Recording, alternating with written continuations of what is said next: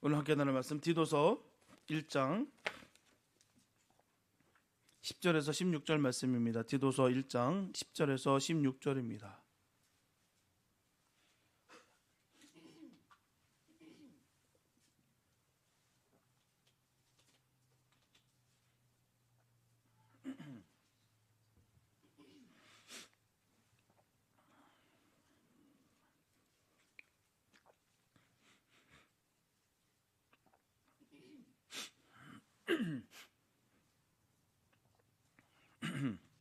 디도서 1장 10절에서 16절 말씀입니다. 주님의 귀한 말씀 우리 한 목소리 함께 합독하시겠습니다. 시작. 불순종하고 헛된 말을 하며 속이는 자가 많은 중 할례파 가운데 특히 그러하니 그들의 입을 막을 것이라. 이런 자들이 더러운 이득을 취하려고 마땅하지 아니한 것을 가르쳐 가정들을 온통 무너뜨리는도다.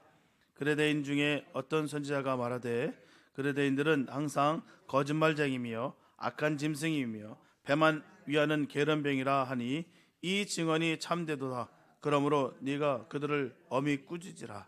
이는 그들로 하여금 믿음을 온전하게 하고 유대인의 허탄한 이야기와 진리를 배반하는 사람들의 명령을 따르지 않게 하려 함이라.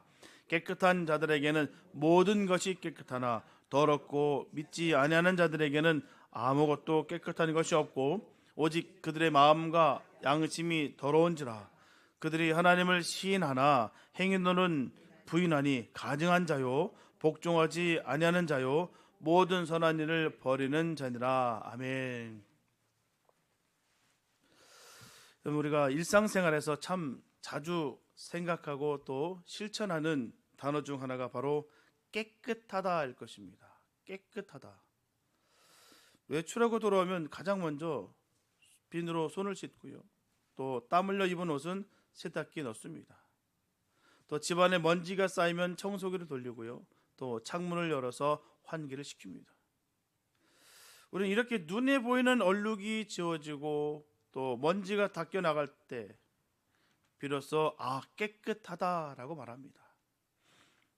근데 여러분, 과연 우리 신앙생활에 있어서도 이 깨끗함이 이처럼 겉으로 드러나는 오염을 씻어내는 것만을 의미할까요? 겉보기의 말입니다. 형식의 말입니다. 오늘 본문인 디도서가 기록될 당시에 이 그레데 교회 안에는 이 깨끗함의 의미를 단단히 오해하고 있었던 바로 거짓 교사들이 있었어요. 주로 유대주의적 배경을 가진 할례파 사람들이었습니다. 그들은 구약의 율법적인 규례와 또 의식적인 정결에만 갇혀 있었다는 거예요. 거기에 한정되어 있다는 것입니다. 이 음식은 먹으면 안 된다.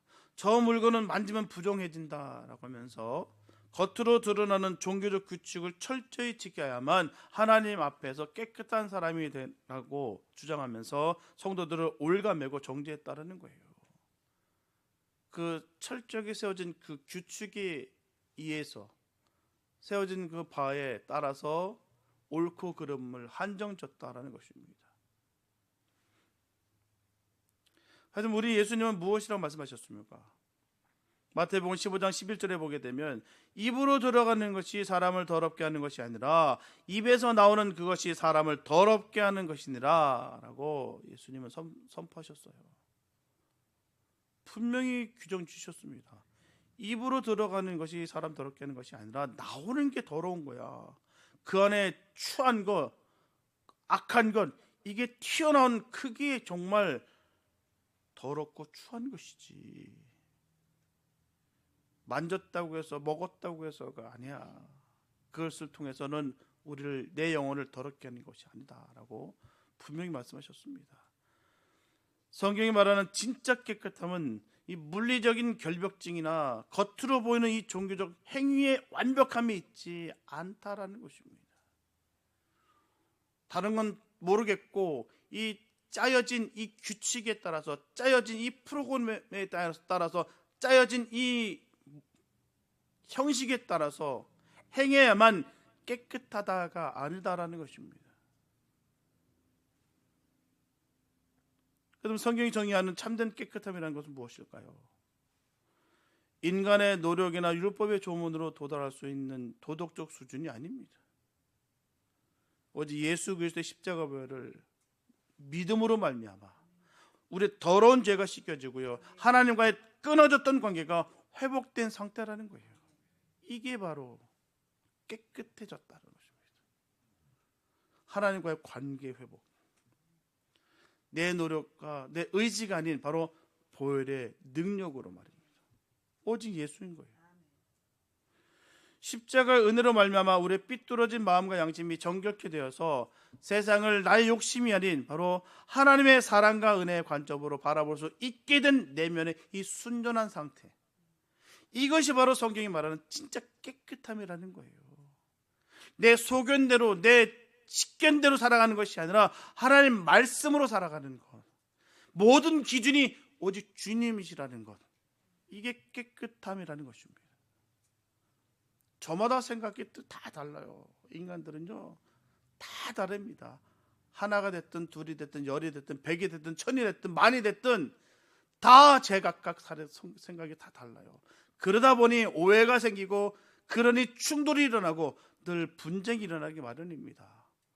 자기 생각에 따라서 자기 생각이 기준이 되게 되면 늘 부딪히게 돼 있어요. 그러나 우리는 하나님의 말씀에 기준이 되어야 될 줄 믿습니다.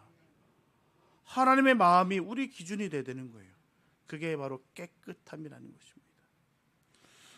오늘 사도 바울은 겉모습만 번지르르 하고 속은 부패했던 이 당시의 이 거짓 교사들을 향해서, 그리고 오늘날 종교적인 형식에 머물기 쉬운 우리의 마음을 향해서 오늘 본문 15절을 통해 이렇게 선포하고 있습니다. 깨끗한 자들에게는 모든 것이 깨끗하나 더럽고 믿지 아니하는 자들에게는 아무것도 깨끗한 것이 없고 오직 그들의 마음과 양심이 더러운지라. 오늘 이 시간 깨끗한 자는 모든 것이 깨끗하다는 이 제목으로 하나님의 말씀을 나눌 때 우리 안에 굳어져 있었던 이 형식적인 신앙의 껍데기가 싹 다 벗겨지는 은혜가 있기를 바랍니다. 오늘 선포되는 말씀을 통해서 오직 그리스도의 보혈로 우리의 마음과 양심이 새롭게 씻음받는 복된 시간 되시기를 예수님의 이름으로 축복합니다. 지중해 가운데는 두 개의 큰 섬이 있었어요. 하나는 구브로이고요, 하나는 그레데입니다. 구브로는 소아시아와 수리아 앞바다에 있는 큰 섬으로서 사도 바울의 1차 전도 여행의 바로 행선지였어요. 또 구브로는 바나바의 고향이기도 합니다. 그레데는 바로 히랍 남단의 60마일, 또 소아시아의 서단에서 110마일 떨어진 곳에 위치한 섬이에요. 섬의 길이는요 156마일, 폭이 35에서 37마일입니다. 인구가 약 62만 명 정도 되는 섬이에요.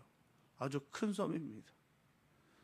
이 섬과 관련된 성경의 기록으로는요, 사도행전 2장에 오순절 성령의 은사를 받은 사람들 중에 그레데에서 온 사람들이 있었다는 것과요, 또 사도행전 27장에 사도 바울이 로마로 호송되어 갈 때 이 섬에 들린 점이 있습니다. 그렇게 언급하고 있죠. 그때 사도 바울은 그레데에서 겨울을 보내자고 했었고요, 선장과 선주는 괜찮다고 우겨서 출행했다가 결국 유라굴로라고 하는 이 태풍을 만나 죽을 고생을 한 일이 있었습니다. 그레데는 역사적으로 유럽인 가운데 가장 오래된 문명을 가졌던 곳입니다. 유서 깊은 곳이에요. 기원전 3000년 전에 에게 문명의 움이 돋고 꽃이 핀 곳이 바로 이 그레데 섬이었습니다. 그레데에는 히랍인이 대부분이었고요, 유대인들도 상당수 살고 있었습니다. 그런데 한 가지 유감스러운 것은요, 그레데 섬에 살고 있는 사람들은 평판이 좋지 못했다는 거예요. 질이 좋지 않다는 것입니다. 한마디로 말해서 그레데 사람들은 거짓말쟁이들이라는 것입니다. 치욕적인 지역이에요. 그 출신 사람들이라고 한다면 벌써 색안경을 끼기 마련입니다. 아, 그들은 거짓말쟁이들이에요. BC 7세기 또 6세기경에 헬라에는 7현자가 있었습니다. 이 7현자 중에 한 사람인 에피메니데스라는 시인이 아래와 같은 시를 썼어요. 그레데에는 거짓말쟁이, 사나운 짐승, 무섭게 먹는 대식가, 빈둥빈둥 놀아나는 게으름뱅이. 사도 바울은 그들이 소위 선지자라고 하는 이 에피메디네스의 말이 맞다라고 인정했습니다. 사도 바울도 보니까 그런 거예요. 과연 그렇구나. 겪어보니까 그런 사람들인 거예요. 소문만 무성했던 것이 아니라 정말 그런 사람들. 그래서 그가 인정했습니다. 성경에 기록될 정도로 그들의 악명을 그대로 서술한 것이죠. 사도 바울이 볼 때 그레데 사람들은 첫째, 복종치 아니하는 사람들이었다는 거예요. 복종치 않다. 규칙을 어기고 법을 어기고 규율을 어겼어요. 도무지 순종치 않았습니다. 순종치 않는 사회에 따라오는 것은요, 무질서입니다. 아무도 다스릴 수 없는 사람들이 그레데 사람들이었다는 것이죠. 법이 무색한 거예요.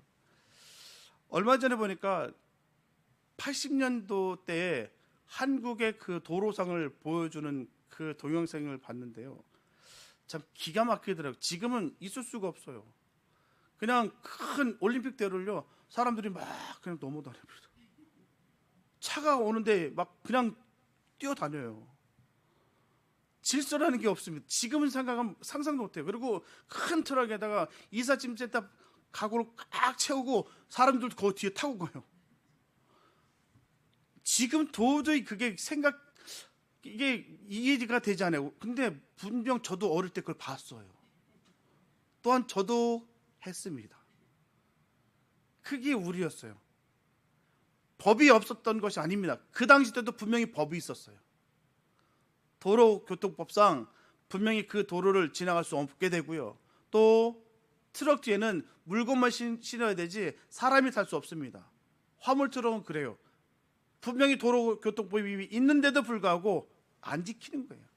너도 안 지키니까 그냥 혼잡하게 서로 묵인하면서 그렇게 생활하고 그렇게 지내왔습니다. 지금은 선진 국가로 대열에 들어간 대한민국으로서는 있을 수 없는 일입니다. 아마 젊은이들은요, 아마 도무지 이해가 되지 않을 거예요. 꽉꽉 틀어막힌 그 자동차 안에서 매달려가고 오라이 하면서 안내 아줌마들이 누나들이 붙잡고 가는 그거 상상이 됩니까? 안 되죠. 예. 예. 회수권을요, 이거 조금씩 mik혀가지고 자르면요 10장 낼 게 11장이 나와요. 예. 그거 내면서 다녔던 기억이 나네요. 예. 참 나쁜 사람이었습니다. 저도요. 그게 그때 시대에 통용됐던 부분이었어요. 무질서입니다. 무질서 속에 질서였어요. 왜? 남들도 다 그러니까 그렇게 섞여서 그렇게 생활하는 거였었어요. 아무도 다스릴 수 없는 사람들이 바로 그레데 사람들이었다는 것이죠. 둘째로 그레데 사람들은 헛말을 잘하는 사람들이었다는 것입니다. 근거 없는 말하고 이치에 맞지 않는 말을 하고 사실과 부합되지 않는 말을 하고 유익이 없는 말을 곧잘 했다는 거예요. 말이 헛되면 신의가 없어집니다. 서로 믿지 못하고 서로 믿을 수 없는 사람들, 그레데 사람들이었다는 거예요. 공수표 날린다는 얘기 하잖아요. 말은 청산유수인데 이게 도무지 그 다음에 두가 없어요. 그 다음에 그 일이 벌어지지 않습니다. 말은 다 해요. 다 해줄 것 같아. 근데 헛말만 자꾸 나오다 보면요, 그 사람만 말 안 믿습니다. 에이, 이거 또 안 할 거 아니야. 또 거짓말하는 거잖아. 뭔가 매짐이 없게 되면요, 그 사람만 말 안 믿습니다. 아무리 일을 딱 떨어지게 나중에 해도요, 그걸 인정치 않습니다. 신의가 떨어지면 그래요. 서로가 서로를 믿지 못합니다. 그게 그레데 사람들이었다는 것이죠. 셋째로 그레데 사람들은 속이기를 잘했어요. 이 사람은 저 사람을 속이고 저 사람은 이 사람을 속이고요. 어른은 아이들을 속이고 아이들은 어른들을 속이고요. 속이는 일을 식은중 먹었다는 거예요. 이런 악습이 가져오는 결과는 뻔했습니다. 집들이 엎드러지게 했다는 것이죠. 여기서 말하는 집은 가정을 가리키기도 하고요, 교회를 가리키기도 합니다. 불순종, 사기, 기만이 있는 곳에는요, 반드시 분쟁이 있고요, 폭행이 있고요, 파괴와 분열이 있습니다. 가정에도 싸움, 교회에도 싸움, 사회에도, 거리에도 싸움. 이것이 그레데 섬이었어요. 이러한 나쁜 풍속이 일어나는 곳에는 반드시 주축을 이루는 인물이 있었습니다. 그레데 섬의 악습과 패풍을 조장하는 주인공들은 바로 유대인들이었어요. 그들 중에서도 할례당이었습니다.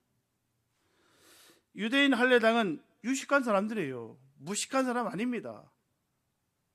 못 배우고 가진 것 없고 아니에요. 배운 사람들입니다. 남을 지도하는 사람들이에요. 전통을 고수하는 보수주의자들이었습니다. 이런 사람들이 그 섬의 패풍과 악습에 선봉을 섰다는 것은요, 넌센스가 아닐 수가 없어요. 어느 사회나 무능한 사람들과 무식한 사람들이 부패의 온상이 되는 것은 사실입니다. 그러나 무식과 무능이 부패의 원인이 되는 것은 아니에요. 사회를 부패 타락해 하는 것은요, 나쁜 사상을 가진 사람들 때문입니다. 더러운 사상을 가진 사람들 때문이에요. 예를 들면 나라가 나라를 망하게 또 멸망시키고자 할 때 반드시 총과 칼로 멸망시키지 않습니다. 무력으로다가 멸망시키는 거 아니에요. 그 나라 그 사회에 퇴폐 풍조를 유발시켜서 자멸케 하는 방법이 있습니다. 어찌 보면 더 잔혹하고요, 더 확실합니다. 그 사회가 타락하게 만들어서 무너뜨리게 만드는 것, 술에 취하게 만든다든가, 마약에 중독되게 한다든가, 성이나 도박에 빠지게 함으로 말미암아 손 하나 되지 않고 한 나라 한 민족을 파멸에 끌어 넣을 수가 있다는 것이죠. 예전 청나라가 왜 망했습니까? 왜 아편 전쟁이라는 게 있었어요? 그 중독함으로 말미암아 완전히 나라를 박살냈습니다. 그래서 중국은요, 마약류는요 즉시 사형입니다. 자기 자신들이 그걸로 인해서 망했다는 것을 알기 때문에 강력하게 단속하고요, 그렇게 그 일에 대해서 법으로 강력하게 처벌합니다. 타락과 부패는 퇴폐적인 사상 때문에 타락하는 거예요. 타락과 부패가 있는 곳에는 반드시 퇴폐한 사상을 가진 주인공들이 있습니다. 그레데는 유대인 할례당의 퇴폐한 사상 때문에 타락했어요. 미국이 타락하고 부패하는 것도 전 미국 국민이 다 나쁘기 때문에 타락하는 거 아닙니다. 타락의 원인이 되는 사상이 있죠. 미국의 모퉁이는 감자같이 썩어가고 있어요. 악법이 세워지고 있고요. 세상에 끔찍한, 하나님 편에 섰을 때 얼마나 이게 악하고 얼마나 이 저주스러운가를 법을 통해서 우리가 너무너무 멸실히 알 수가 있습니다. 끔찍해요. 부패를 방지하려면 썩는 부분을 발견해야 되고요, 썩는 원인을 알아야 되는 것 같지요. 미국 사회 부패도 어디에서부터 부패하기 시작하고 있으며 또 무슨 사상 때문에 부패하고 있는지를 바로 진단해야 됩니다.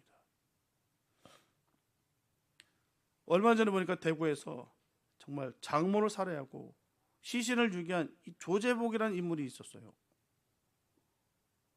50대 장모를요, 장시간 폭행해서 살해한 뒤에 시신을 그 여행용 가방 바로 캐리어에 담았다가 하천에 유기해버렸어요. 끔찍하지 않습니까? 너무너무 잔인해요. 뇌가 부패했다고, 내가 썩었다 생각합니다. 이 말이 안 되지 않습니까? 존속살인이잖아요. 이거는 있을 수도 없는 일인데요, 오늘날 사회가 그렇습니다. 이런 일들이 너무 많이 벌어지고 있다는 사실이에요. 어찌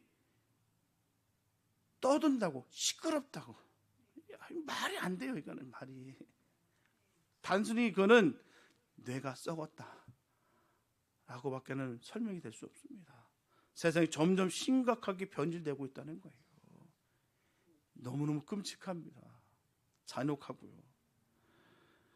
건전하고 성실하게 살아가고 있는 한국 사람들이 있는 반면에요, 이 미국 속에 뿌리박힌 악습에 젖어들고 있는 한국 사람이 한둘이 아니라는 것도 드러나고 있다는 것입니다. 술집, 도박장, 나이트클럽, 육악, 미국까지 와서 그런 판을 벌여야 되며 또 미국까지 와서 그런 것을 드나들어야 하나 마음이 참 아파요. 미국까지 와서 말입니다.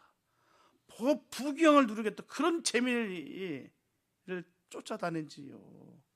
이민자의 고독과 방황과 고민을 이해하겠으나 그런 길밖에 다른 길이 없었던가 하는 생각을 하게 됩니다. 너도 나도 할 것 없이 다 중독에 빠졌어요. 술 아니면은 도박 아니면은 기타 등등요. 모르긴 몰라도요. 술 취해가지고 맨날 밤마다 늘 전화 오신 분이 있어요. 그러면요 전화기 넘어서 보면은 콸콸콸콸 소리 들려요. 술 따르는 소리가 들립니다. 처음에는 말하다가 점점 말이 꼬여요. 나중에는 이거 나랑 좀 독대하나 술 한잔 같이 나누는 건가 싶기도 하고요. 외로움 가운데 자꾸 중독되어 가는 거예요. 알코올에 도박에. 안 믿는 사람이라고 한다면 세상 사람이니까 그렇게 치부할 수도 있으나 직분도 있고 또 사역한다고 하는 사람들도 있다고 하는 게 너무 가슴 아픈 일 아니겠습니까? 외로우니까, 심심하니까,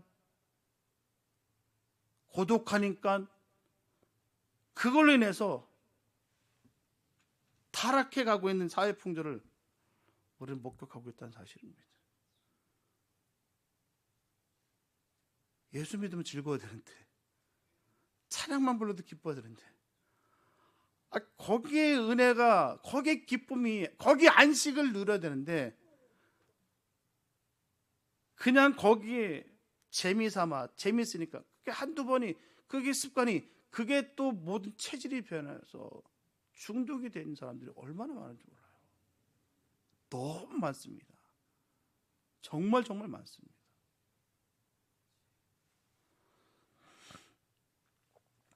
사도 바울은 그레데 섬의 타락을 치료하는 처방을 말했습니다. 믿음을 온전케 하라. 진리를 거역하는 사람들의 교훈을 삼가라. 분명히 전하고 있어요. 믿음을 온전케 해야 된다는 거예요. 믿음과 사회 풍조와 무슨 상관이 있을까요? 믿음은 모든 문제를 해결하는 열쇠입니다. 믿음은 모든 병든 사회를 치료하는 명약이에요. 온전한 믿음을 가지면 절대로 타락하지 않습니다. 절대로 부패하지 않습니다. 바른 신앙, 올바른 믿음을 가지지 못했기 때문에 가정도 부패하고 교회도 부패하고 사회도 부패하고 국가도 부패하는 거예요. 온전한 믿음으로 사는 가정에 무슨 문제가 있으며 온전한 믿음으로 나아가는 교회에 무슨 말썽이 있겠습니까? 온전한 믿음이 아니라 문제죠. 문제는 신앙이에요. 신앙이 있어야 되는 것입니다. 온전한 신앙이 있어야 되는 거예요. 온전하다는 말은 건전하다, 순수하다라는 뜻을 내포하고 있습니다. 건전한 신앙은 삐뚤어지지 않은 온전한 신앙, 순수한 신앙은 잡것이 섞이지 않은 단순한 신앙을 말하는 거예요. 이것을 저것을 혼합한 신앙이나 올바르게 자라지 못한 사람의 신앙은 자칫하면 부패하고 타락한다는 거예요. 진리를 배반한 자들이 진리를 모르는 것이 아닙니다. 진리를 알면서 진리를 거역하는 거예요. 진리를 알기 때문에 진리를 악용합니다. 이런 사람의 미혹에 빠지지 말아야 돼요. 깨끗한 자에게는 모든 것이 깨끗합니다. 깨끗하지 못한 자들에게는 모든 것이 깨끗하지 못합니다. 깨끗한 사람은 깨끗한 사상을 가진 사람이에요. 깨끗한 사상은 온전한 믿음을 가진 사람입니다. 깨끗지 못한 사람은 행동이 더러워요. 사상이 더럽습니다. 믿음이 없습니다. 믿음이 없는 사람에게는 깨끗한 것이 없어요. 그런데 문제는 믿기는 믿는데 왜 깨끗하지 못하냐 하는 거예요. 입도 깨끗하지 못하고 손도 깨끗지 못하고 행실도 깨끗지 못합니다. 왜 이런 현상이 일어날까요? 양심이 깨끗지 못하기 때문입니다. 양심이 깨끗지 못하면요 행동도 깨끗지 못합니다. 이런 사람이 입으로 하나님을 안다고 하는 것은요 그 자체가 거짓이에요. 하나님을 알면 절대로 그럴 수 없습니다. 틀림없는 사실이에요. 정말 하나님 알면요, 불륜, 횡령, 사회적 범죄 결코 할 수 없습니다. 단순히 실수로 넘길 수 없어요. 분명 어려운 일입니다. 지킨다는 것은 정말 어려워요. 불륜, 횡령, 사회적 범죄. 그래서 버젓이 다윗도 그랬어. 세상에 완벽한 사람 어디 있어? 이렇게 말하는 사람 치고 제대로 된 사람 아닙니다. 정말 알면요, 면목이 없으면 그 말 못합니다. 절대로 그 말 못해요. 실수로 넘길 수 있는 부분이 아닙니다. 정말 하나님을 알면요, 무서워서 못합니다. 감히 그 생각 어떻게 합니까? 어떻게 불순한 생각, 어떻게 음란한 생각, 어떻게 거짓됨, 어떻게 도둑질, 어떻게 할 수 있겠어요? 하나님 다 알고 계신데요. 그래서 실수로 넘길 수 있는 그런 일들이 아니에요. 하나님 모른다는 증거입니다. 하나님 안다는 게 거짓말이에요. 거짓말. 진짜 믿으면요, 절대로 그럴 수 없습니다. 사랑을 살다 보면 그렇고, 아닙니다. 그래서 치명적인 거기 때문에 사단은 늘 이걸로 공격하는 거고요. 저 역시도 늘 경계하고 늘 부들부들 떨면서 계란 칼날 위에 걷는 것처럼 걸어갑니다. 그래야 그나마 지킬 수 있으니까요. 얼마나 많은 사람들이 넘어지고 쓰러졌는데요. 그 사람들 바보였을까요? 아니요. 정말 하나님을 몰랐다라는 것밖에는 결론이 맺어지지가 않아요. 정말 하나님을 알면은요, 안 됩니다. 될 수 있을까요? 저는 못한다고 봅니다. 하나님을 무시하는 것이고 인정하지 않으니까, 거짓됨이니까, 속이는 거니까 할 수 있는 것이죠. 정말 하나님을 알면은요, 그 하나님의 정말 어떤 하나님이라는 것을 알면은 못합니다. 절대로 못합니다. 양심이 깨끗한 사람은 거짓말 못해요. 허황된 말 못합니다. 하나님을 거역하지 못해요. 선을 행하지 않을 수가 없습니다. 하나님을 거역하고 선을 행하지 않으면서 하나님의 이름을 부르는 자는 스스로 속이는 사람들이에요. 거짓입니다. 깨끗한 자는 모든 것이 깨끗합니다. 양심도 행실도 깨끗합니다. 부모에게도 깨끗하고 자녀에게도 깨끗하게 합니다. 친구에게도 깨끗하게 하고 형제에게도 깨끗하게 합니다. 수정덩이와 같이 어디로 봐도 깨끗한 것이 참 믿는 사람이에요. 종교적인 열심은 열심히 하는데 사생활이 지저분한, 그게 어찌 깨끗하다라고 얘기할 수 있겠습니까? 기본이 안 됐는데요. 다른 사람들로 하여금 눈살 찌푸리게 하는 그 모습을, 그 행동을 하면서 내가 어찌 하나님의 사람이나 성도라 내가 떳떳이 얘기할 수 있겠습니까? 인간은 다 그래. 연약하기 때문에 어찌 정말 그 내가 연약함을 알기 때문에 더 낮아지고요, 더 겸손합니다. 더 부르짖게 돼 있고요. 그게 옳은 길이죠. 말하는 것과 행동하는 것이 다르고요. 처음 볼 때와 두 번째 볼 때가 다르고요. 이 사람 대할 때와 저 사람 대할 때가 다르고, 한 가지는 깨끗하나 다른 한 가지는 더럽고, 한 가지에는 정하나 다른 한 가지는 부정한 것은 결코 깨끗한 것이 아닙니다. 깨끗한 자가 모든 것에 깨끗한 이유는 뭘까요? 날마다 자신을 그리스도 보혈에 씻기 때문이에요. 더럽혀지지 않으려 하고요, 더럽혀졌다면 그날 당장 씻어서 깨끗하게 해야 된다는 거예요. 깨끗이 못한 사람은 씻지 않습니다.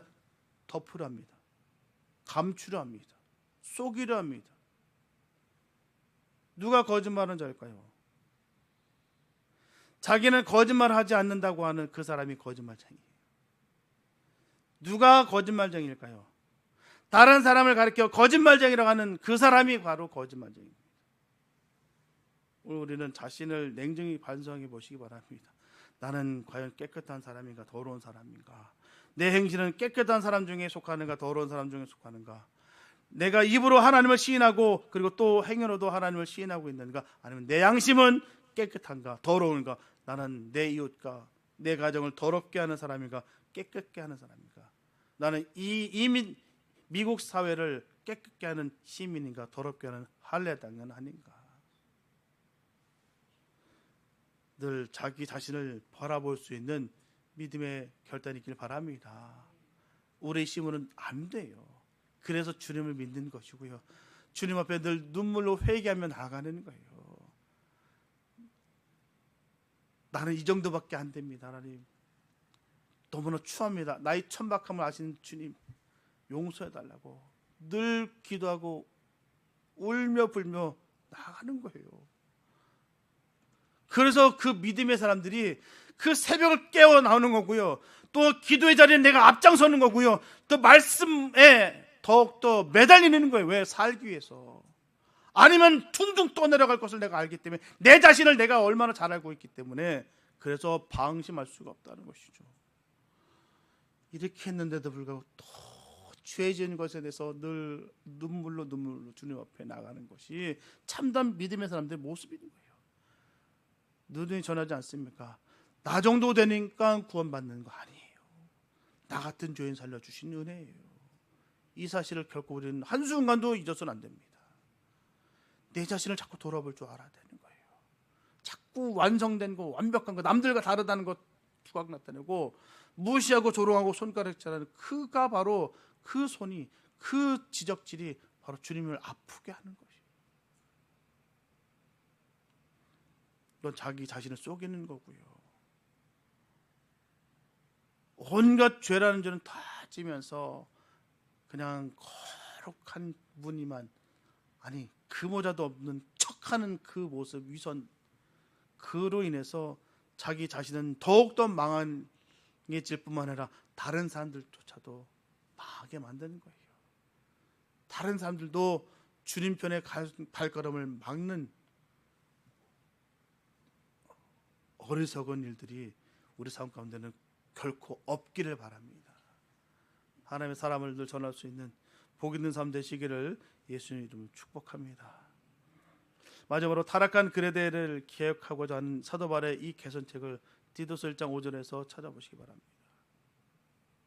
믿음의 아들 목사 디도를 그레데에 머물게 함으로 말미암아 부족한 일을 바로잡고 각성의 사도 바울이 명한 대로 장로를 세우고 했어요. 다시 말하면 교육자를 두어서 교회를 세우고요, 장로를 두어서 믿음으로 섬 전체를 교화시키고자 했습니다. 장로의 사명은 매우 중요해요. 안으로 교육자와 함께 교회를 잘 다스려야 되고요, 밖으로는 불신사회에 믿는 자의 모범이 되어야 됩니다. 안 그렇겠습니까? 장로식이나 됐는데요, 그 교회가 기도해서 뽑은 자들인데요, 기도해서 뽑은 자들이 가서 모자 푹 뒤집어 쓰고 마스크 쓰고 아유 그래서 코로나 때문에 더 잘 돼가지고 마스크 쓰고 땡기러 가는 사람도 되게 많아요. 이 말이 됩니까? 잘 됐다 다 마스크 쓰니까. 장로식이나 됐는데요, 정말 너무 속상하고 가슴 아파요.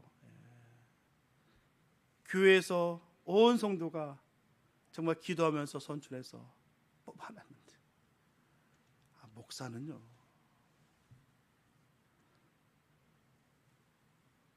본이 돼야 됩니다.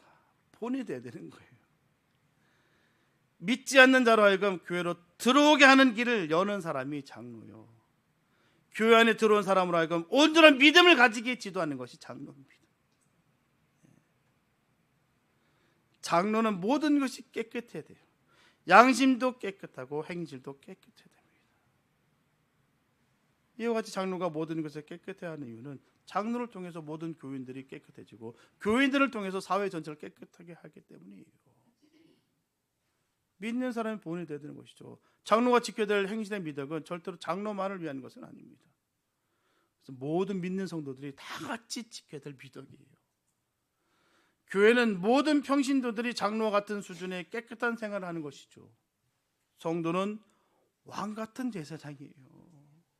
우리 주님께서 우리에게 주신 직분 아닙니까? 왕 같은 제사장. 지위는 높고 신분만 귀하고 행실이 따르지 않아서는 안 됩니다. 그냥 그 타이틀 얻으려고 어떤 분들은요, 다른 데 저 가서, 그냥 작은 데 가서, 한 사람도 귀하니까 커서 받고 와요.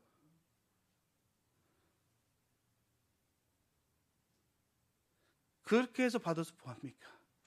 하나님께 인정받는 직분이죠. 이제 하영준 목사님 그랬다 했더라고요. 저는 어느 교회 장로였습니다. 예, 안녕하십니까. 예, 성도님. 예, 형제님.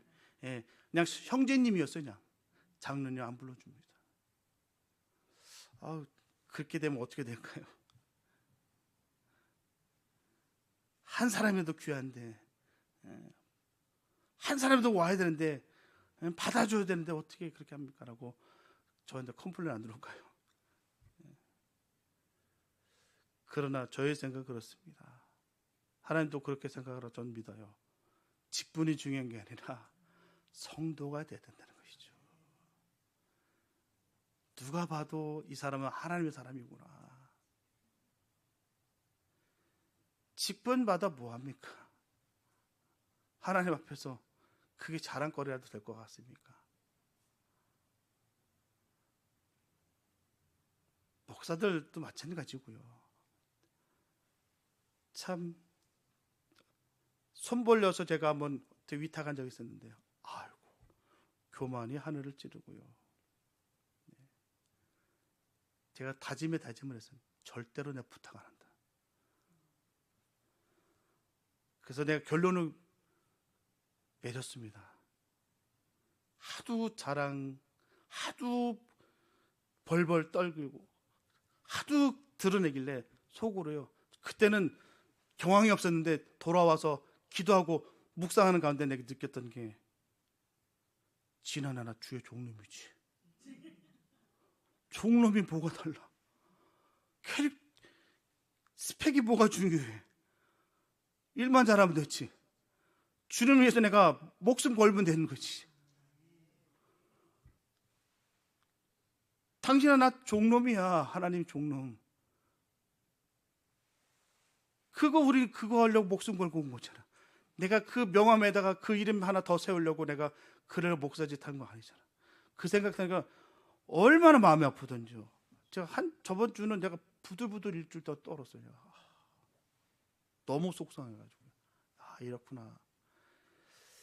모르겠어요. 제가 오해했는지는 모르겠으나 제가 받아들인 느낌에서는 그랬다는 것이죠. 제가 알고 있는, 또 제가 느끼고 있는, 또 제가 또 존경했던 나의 스승 목사님은 늘 겸손했거든요. 늘 항상 낮은 모습이었거든요. 그 모습 보다가 너무 충격 먹어가지고, 이게 내가 맨날 말로만 들었던 게 바로 보니까 너무 충격이더라고요. 직분, 솔직히 말씀드리면요, 목사라고 해서 천국 가는 거 아닙니다. 난 목사쯤 됐으니까 난 천국 간다, 그런 말 없습니다. 성도가 돼야지 갑니다. 예수를 믿어가는 거고요. 주님 앞에 내가 자랑하고 증거할 수 있는 것은요, 내 스펙이 아니고요, 내 사역의 크기와 숫자가 아닙니다. 내가 주를 위해서 내가 얼마나 사랑했고, 내가 주를 위해서 얼마나 낮은 자리에 서 있는가, 저는 그렇게 믿습니다. 그래서 주님 앞에서 부끄럽지 않은 주의 종들의 삶의 모습을 통해서 그 양들이 또 함께 배워가고 함께 나누고 섬기면서, 그게 바로 아름다운 모습이라 저는 믿어 심지 않습니다. 깨끗한 생활의 모범이 그런 거 아니겠습니까? 온전한 믿음이 전 그렇다, 전 여깁니다. 너나 할 것 없이 다 우리는 하나님의 자녀고요, 성도입니다. 그래서 우리 교회 모든 성도들이 깨끗한 성도 되어 주시기를 예수의 이름으로 축복합니다. 우리가 살 길은 그거예요. 하나님의 성도, 자녀, 깨끗한 성도. 세상 사람들 모르겠습니다.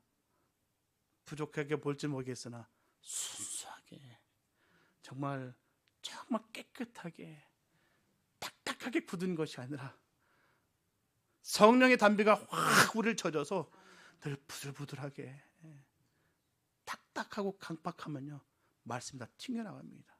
교만해지고요, 룩다운해서 사람들 내리 깔고 봅니다. 깨끗한 성도 될 수 있게 되시길 예수의 이름 축복합니다. 사랑하는 여러분, 사도 바울은 오늘 본문 15절을 통해서 깨끗한 자들에게는 모든 것이 깨끗하나 더럽고 믿지 아니하는 자들에게는 아무것도 깨끗한 것이 없고 오직 그들의 마음과 양심이 더러운지라. 당시 그레데 교회를 어지럽혔던 거짓 교사들은 먹고 마시는 문제나 형식적인 규례로 사람들을 정죄했어요. 하지만 사도 바울은 분명히 말합니다. 참된 종교는 겉으로 드러나는 종교적 의식이나 율법적인 행위에 있는 것이 아닙니다. 예수 그리스도를 믿는 믿음 안에서 변화된 마음과 양심, 즉 내면의 순전함이 있다는 거예요. 순전한, 순수한 믿음의 종들 되시기 바랍니다. 오늘 우리는 본문 16절의 그 엄중한 경고를 우리 자신에게 비춰봤으면 좋겠어요. 그들이 하나님을 시인하나 행위노는 부인하니 가증한 자요 복종하지 아니하는 자요 모든 선한 일을 버리는 자니라. 얼마나 무서운 말인지 모르겠어요. 이분은 나불나불 대고 하나님을 믿는다라고 하나 행위노는 늘 부인하고 가증한 자라고, 복종하지 아니하는 자고 모든 선한 일을 버린 자라고 분명히 성경을 전하고 있어요. 혹시 우리의 신앙이 이와 같지는 않을까 점검하시기 바랍니다.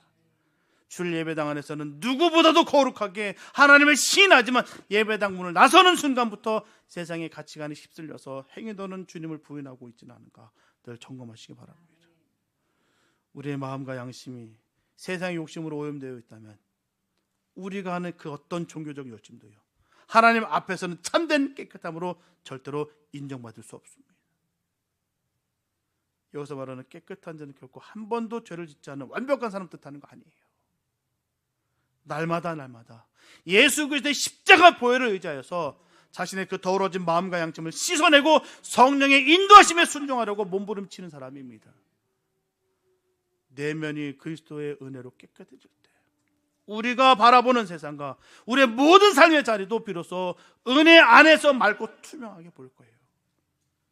바라게 우리 모두가 헛된 속임수와 껍데기뿐인 형식적인 신앙을 가감히 다 벗어버리길 바랍니다. 오직 복음의 진리 안에서 순전한 마음과 깨끗한 양심을 늘 회복하시기 바랍니다. 그래서 우리의 일상 속에서 선한 행실의 열매를 맺으면서 삶이라는 이 무대 위에서 하나님을 온전히 증명해내는 거룩하고 깨끗한 주님의 백성들 다 되시기를 예수님의 이름으로 축원합니다. 기도합니다. 사랑해 주님 감사합니다. 아버지, 주님의 깨끗한 주님의 백성들 되기 원합니다. 주님의 성도 되기 원합니다. 하나님 축복하옵소서.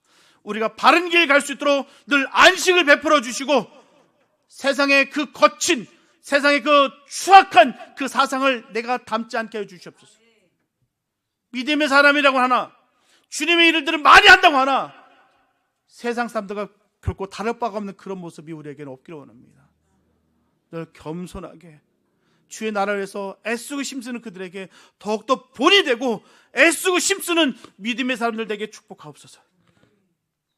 하나님의 지혜가 임하기 원합니다. 하나님의 은혜가 임하기 원합니다. 하나님께서 주시는 그 능력으로 늘 이기는 복된 삶 되게 도와주시고 세상을 따라가는 삶이 아니라 하나님의 말씀을 전하는 믿음의 삶이 되게 축복하여 주시옵소서. 하나님의 큰 사랑과 은혜를 마음껏 누리는 축복된 우리의 모든 삶이 될 것을 간절히 믿사옵고 우리를 원하신 예수님의 이름으로 기도했습니다.